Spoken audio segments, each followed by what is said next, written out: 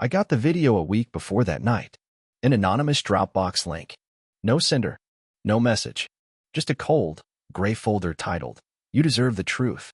And inside? Footage. Blurry at first. Then clear. Hotel suite. 7 men. Her. It didn't hit me at once. My brain refused to process it. Like watching a horror film you don't realize is your life until the credits roll and your name's on every line. I watched it alone the first time. Didn't eat for 2 days. Just sat there in the dark with that footage on loop while the kids wondered why Dad was suddenly hollowed out and Mom was humming in the kitchen like nothing was wrong. But I didn't scream. I didn't confront her. I planned. I called my lawyer. Printed copies. Got the custody papers in order. Moved money. Prepped the kids the only way I knew how, by being honest. That part was hell. Watching your daughter's face collapse when you tell her the woman she calls Mom chose strangers over her family. Then came the night of the party. Her friend Tasha's birthday, or so she said. It was some high society event, full of fake lashes and faker morals. She dressed like she was going to seduce a king, kissed me on the cheek with cherry-glossed lips, and walked out the door like it was just another night. She had no clue what was waiting for her. When she came home, her heels clacked down the hall. I could hear the smug in every step. She probably rehearsed some lie about how tired she was, how much fun it was dancing, how I should be grateful she still came back home at all. But the moment she stepped into the living room, the air changed. There we were, me and the kids, lined up in front of the laptop like judges at a trial. The screen glowed with that video paused mid-frame. Her lipstick was smeared in it. Her dress from that night laid on the hotel floor like a discarded conscience. She froze. Mouth parted. Eyes darting like a cornered animal. "Sit," I said. Not loud. Not angry. Just final. She didn't move. So our daughter did. 12 years old, cheeks streaked with tears that should have never touched her face. She walked up to her mother, no, to Sarah, and handed her the divorce papers. Her voice didn't shake. "You are no longer our mom," she said. "You have 10 minutes to pack your things." And that was the moment.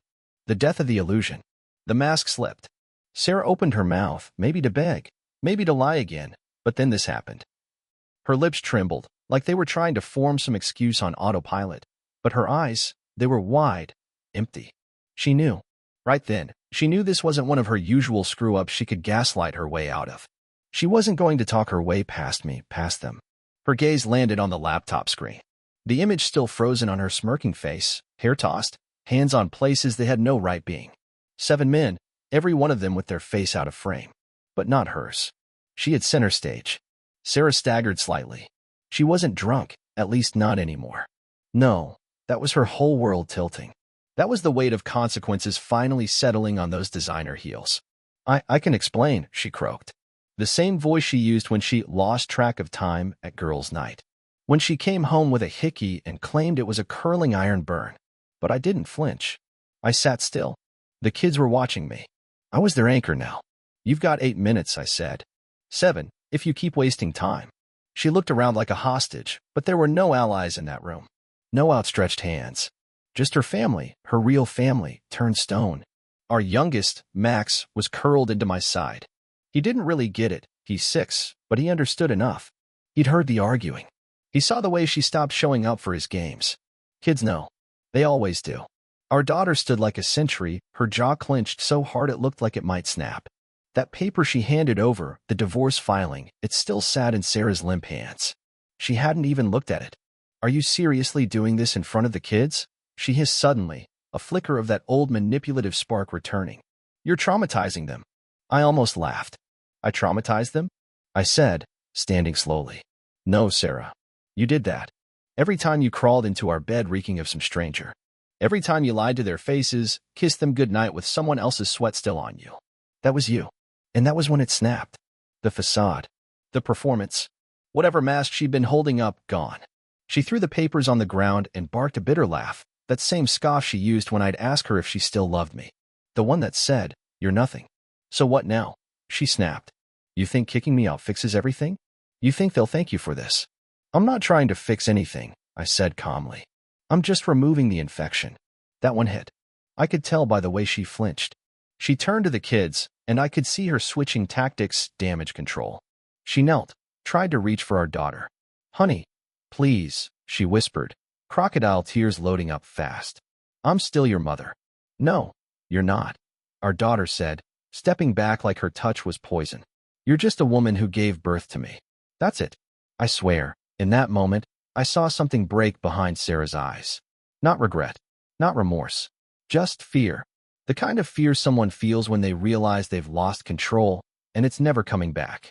She looked back at me, and for once, she didn't speak. I picked up her phone from the coffee table and held it out to her. You'll need this. You'll also need a place to sleep, because this house isn't yours anymore. It never really was.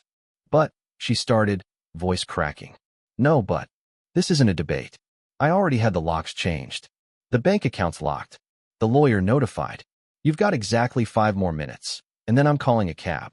After that, I'm calling the police. She stood there, mouth open, looking like a marionette with its strings cut. She never thought I had this in me. She never thought I'd actually do it.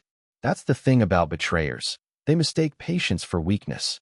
But I wasn't patient anymore. I was done. And then, just as she grabbed her purse and started toward the stairs, it happened. The doorbell rang. She froze. I turned. I hadn't called anyone. But I knew deep in my bones, I knew who it was. And when I opened that door, I came face to face with the final crack in the porcelain mask. A man stood there. Mid-30s, nice suit, nervous eyes. Is this Sarah's house?" he asked. I didn't say a word. Behind me, Sarah gasped. "Mark," she whispered. The man blinked, confused. "Wait, this is your husband's house." I didn't need to ask. He didn't need to explain. She wasn't coming back from this. I stepped aside. "No, this is my house," I said. "But you're welcome to help her carry her bags out." Mark stood there, blinking like a deer caught between headlights and a train. I could see the gears turning behind his eyes, the realization crashing in waves. Sarah had told him something, sure. Probably the usual half-truths. I was abusive, controlling, emotionally distant. You know, all the classics cheaters pull from the same dusty script. But this wasn't the story he'd signed up for. He looked past me, his eyes catching the packed suitcases lined up neatly by the stairs. Then the laptop screen still glowing in the dim light. Then Sarah. Her mascara had started to run. Her lip was trembling, but she wasn't crying. Not for me, not for the kids. She was crying because the image she worked so hard to build, good mom, innocent wife, hot but just classy enough, was unraveling, and this guy just saw her naked truth. "Mark," she said again, desperate this time. "Please, don't listen to." "Don't listen to what?" he said slowly, stepping inside. "That you're married? That you have 3 kids? That you lied to me every time we—" He stopped himself, glanced at the kids. His jaw clenched shut. I almost felt sorry for him. Almost. "Look, man," he said, turning to me. "I didn't know. I swear. She told me you two were separated. Said it was complicated, for the kids. I wouldn't have. I believe you." I cut him off. "This isn't your sin. You just got conned." Sarah scoffed. "Are you serious? Conned? What is this, a bad courtroom drama? You're being insane." That was it. That was her instinct kicking in again. Always flip the narrative. Always go for the gaslight. So I turned the laptop around. Unpaused the video. It played for 5 seconds. Then I closed it. Silence. No yelling. No grand speech. Just 5 seconds of undeniable truth. That's all it took. Sarah's mouth opened, then shut. She looked at me like she didn't recognize me anymore. Like I'd transformed into something foreign and unmovable. She was right. "I gave you everything," I said quietly now. "I worked. I stayed loyal. I never once crossed a line. And in return, you turned our life into your personal playground." She stepped forward, hands raised, voice trembling. "You think I wanted this? You think I planned to ruin everything? I was lost, okay? You never looked at me like you used to. You were always tired. Oh, spare me." I barked, my voice slicing through her excuse like a blade. "You weren't lost. You were bored. You had comfort, and you craved chaos. You didn't fall into this, you dove." Mark cleared his throat. I should go." "No," I said, eyes still locked on Sarah. "You should stay." She looked between us, confused. I reached into my pocket and pulled out a small flash drive. Held it up between 2 fingers. "See this?" I said. "It's got every text, every photo, every call log, all backed up from the cloud. Your burner phone wasn't very secure, by the way. Amateur move." Her face paled. "And this," I added, pulling out another folded envelope, "is a notarized custody agreement. Full custody.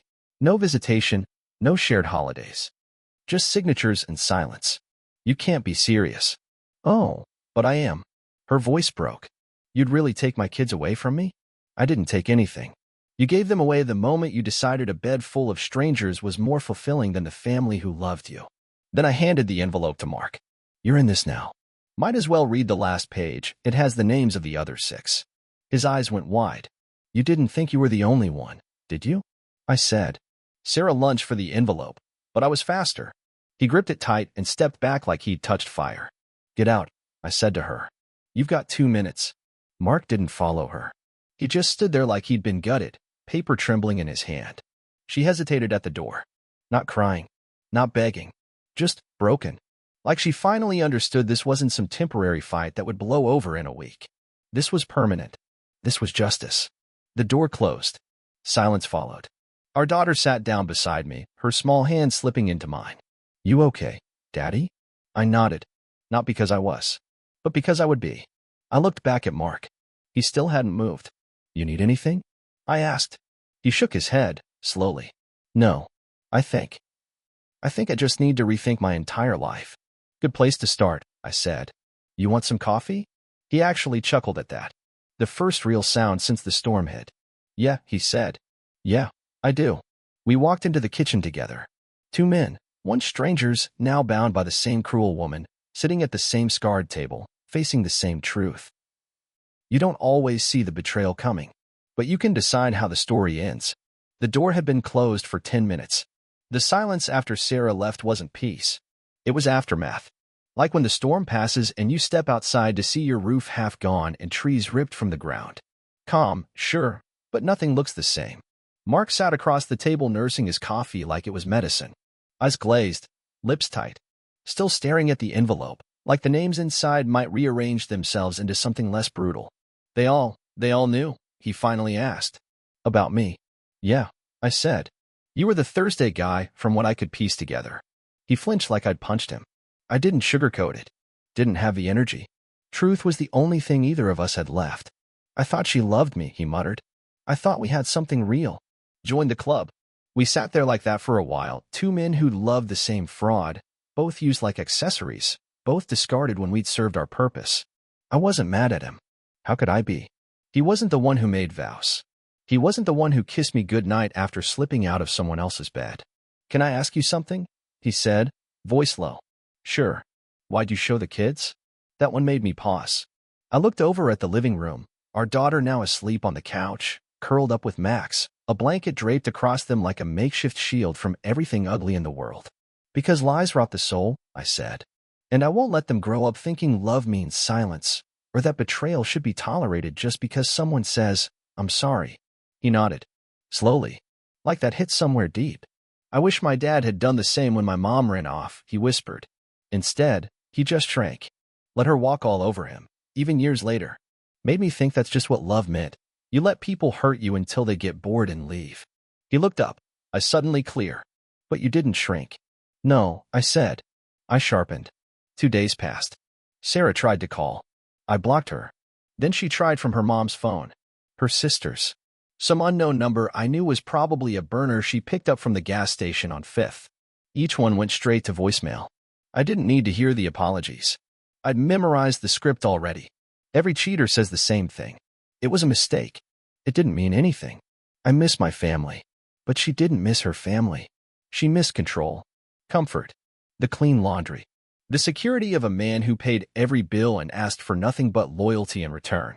She didn't miss me. She missed the benefits package. Too bad. That contract's been terminated. Severance not included. The kids adjusted faster than I expected. Max asked once if Mommy was coming back. Our daughter stepped in before I could even respond. No, she said, her voice steady. She doesn't live here anymore. But why? He asked, his little eyes wide and confused. And this time I answered. Because she broke our trust, I said. And in this house, trust is everything. He seemed to understand. More than I wanted him to, honestly. A week later, I got a call from Mark. Hey, he said. You busy? Nope. Mind some company? When he showed up, he had a duffel bag and a black eye. Jesus, I muttered. You all right? He nodded, winced. Tried to talk to one of the other guys. Didn't end well. Guess he doesn't like hearing he was just another name in a rotation. We didn't talk much after that. Just poured drinks and watched a game neither of us cared about. Two men who'd been chewed up by the same lie, spitting it out slowly over shared silence. Before he left, he turned at the door. Hey, thanks for not killing me that night. I gave a humorless smile. Killing you? Nah, you were just a witness, not the crime. He looked relieved. Then I added, besides, her punishment's already started.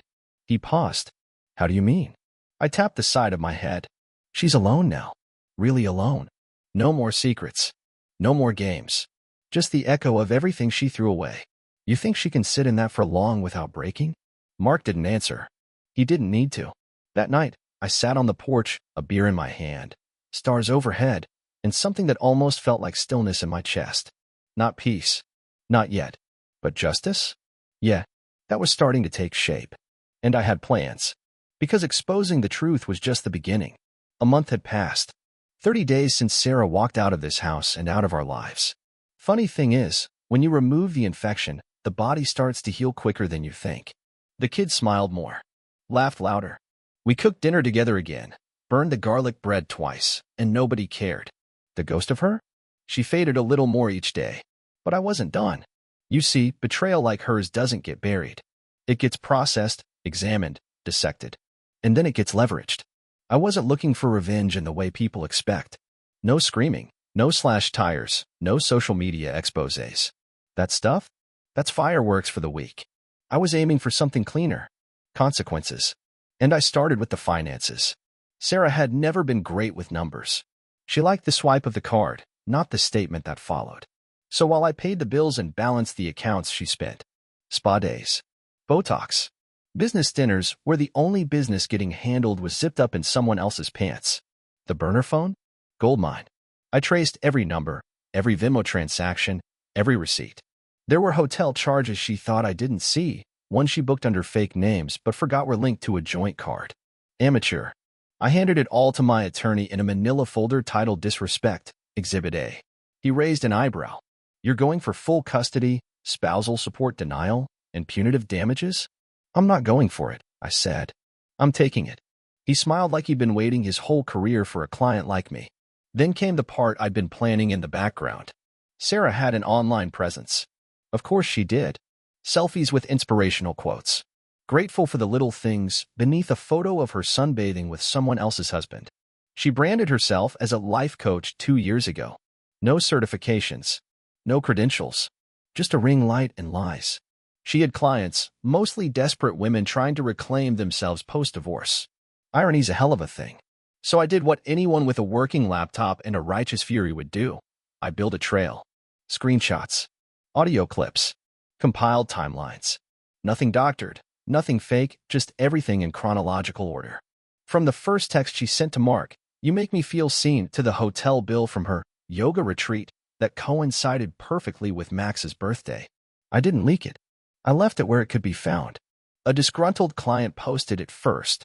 Claimed Sarah had been giving her life advice while screwing her ex-husband on the side. I didn't pay the woman, but I won't say I didn't nudge her in the right direction with a folder labeled Receipts. Sarah's coaching business unraveled in 72 hours. The group chats lit up. Her Instagram went private. The website went offline. Sponsors dropped. Her TikTok videos went from how to love yourself after betrayal to radio silence. The silence was beautiful. I got a text from her a few days later. I knew the number. Sarah, you've made your point. Please stop. I stared at the screen for a while. No anger. Just the cold calm you get after a fire burns so clean there's not even smoke left. So I replied. Me. No.